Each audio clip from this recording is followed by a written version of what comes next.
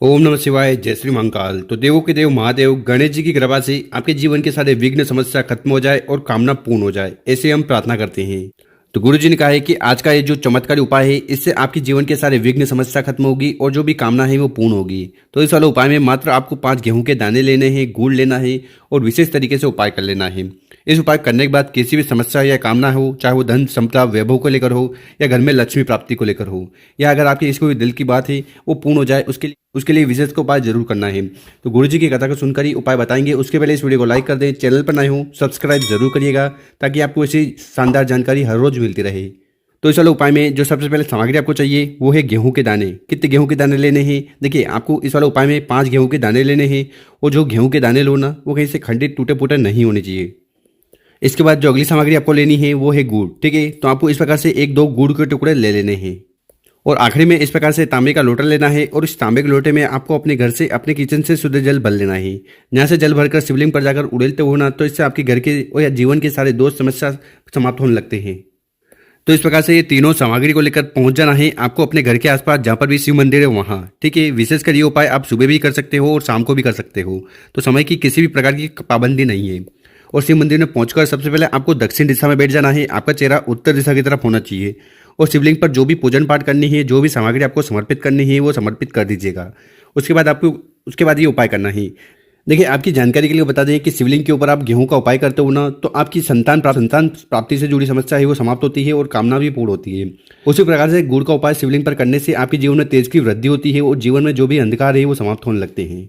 तो चलो, उपाय में आपको करना क्या है कि आपको 4 गेहूं के दाने उठा लेने हैं। ठीक है, उनको उठाकर अपने हाथ में रखना है और विशेषकर आपको गणेश जी से प्रार्थना करना है कि हे विघ्नहर्ता, मेरे जीवन में जो दुख परेशानी समस्या है इन्हें समाप्त करें। या अगर आपके जीवन में संतान प्राप्ति से जुड़ी समस्या आ रही है और वो खत्म होने का नाम नहीं ले रही ना, तो उसके लिए प्रार्थना करते हुए 4 गेहूं के दाने आपको गणेश जी के स्थान पर शिवलिंग का जो सीधा वाला भाग है यहाँ पर समर्पित कर देना है। ओम गणेशा नमः का स्मरण करते हुए 4 गेहूं के दाने समर्पित कर दिए। इसके बाद आपके पास जो 5वां गेहूं का दाना है उसको उठाना है, वो जो जल का पात्र है, जल का लोटा है, उसके अंदर डाल देना है। ठीक है, ठीक इसी प्रकार से आपके पास जो गुड़ के टुकड़े हैं ना, उनको उठाना है और आपके जीवन की जो भी समस्या है उसका स्मरण करते हुए गुड़ के टुकड़े भी आपको जल के लोटे में डाल देना है। तो इस प्रकार से आपको जल का लोटा तैयार कर लेना है। उसके बाद इस जल के लोटे को उठाना है, थोड़ा जल आपको गणेश जी के स्थान पर समर्पित करना है ओम गणेशा नमः का स्मरण करते हुए। ठीक है, इसके बाद जितना भी जल है उसको आपको शिवलिंग के ऊपर ही समर्पित करना है ओम नमः शिवाय श्री शिवा नमस्तुभ्यम का स्मरण करते हुए। देखिए, जैसे ही गुड़ वाला जल शिवलिंग पर आप समर्पित करोगे ना, तो आपके जीवन के साथ दुर्भाग्य खत्म होंगे, कामना पूर्ण होने लगेगी। तो इस प्रकार से आपको पहला वाला उपाय जरूर करना है। इसके बाद शिवलिंग के पास बैठकर आपके जीवन में जो भी विघ्न समस्या है वो समाप्त हो जाए, उसके लिए भगवान गणेश जी से प्रार्थना कर लेना है और जो भी कामना है चाहे वो पूर्ण हो जाए, उसके लिए आपको भगवान भोलेनाथ से प्रार्थना कर लेना है। तो इस प्रकार से आपको ये उपाय करना है। अब जानते हैं गुरु जी द्वारा बताया गया दूसरा उपाय। विशेषकर ये उपाय अगर आप करते हो ना, तो आपके जीवन के सारे दुख समस्या परेशानी है वो खत्म होगी, या अगर आप ऐसी कोई बाधा है या जीवन में दुर्भाग्य चल रहा है तो वो भी समाप्त होने लगेगा। तो इस वाले उपाय में जो सबसे पहले सामग्री आपको चाहिए वो है काली मिर्च। ठीक है, कितनी काली मिर्च की जरूरत है? देखिए, आपको मात्र 1 काली मिर्च लेनी है और जो काली मिर्च लो वो कहीं से खंडित टूटी फूटी नहीं होनी चाहिए। इसके बाद जो अगली सामग्री है वो है चावल। ठीक है, तो आपको इस प्रकार से मात्र 1 चावल का दाना लेना है, अक्षत का दाना लेना है और ये भी कहीं से खंडित टूटा फूटा नहीं होना चाहिए।